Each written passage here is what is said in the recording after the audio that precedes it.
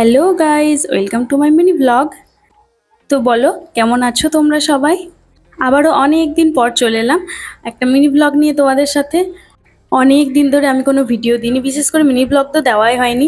তো এবার আর কোনো চিন্তা নেই, এবার আমি রেগুলার মিনি ব্লগ দিতে থাকবো। তো সকাল সকাল স্নান করে আমি ঠাকুর পুজো করে চলে গেলাম ছাদে কাপড় মেলতে।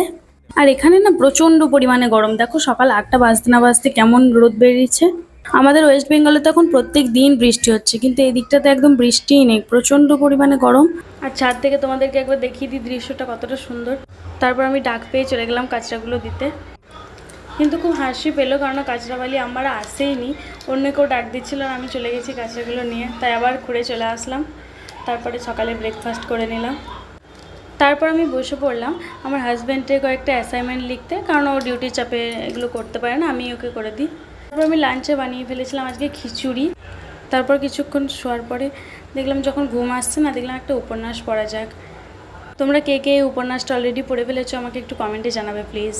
তারপর আমার উপন্যাস শেষ হতে না হতেই শুরু হলো বৃষ্টি, একদম পাহাড়ি বৃষ্টি যাকে বলে। তো সন্ধ্যেবেলায় আমার হাজব্যান্ড চলে এসেছিলো, দেখো আজকে কেমন সাজিয়ে নিয়েছে, ওই জন্যই আমরা খুব হাসাহাসি করছিলাম। আজকের ব্লগটা আমরা এখানেই শেষ করলাম, বাই।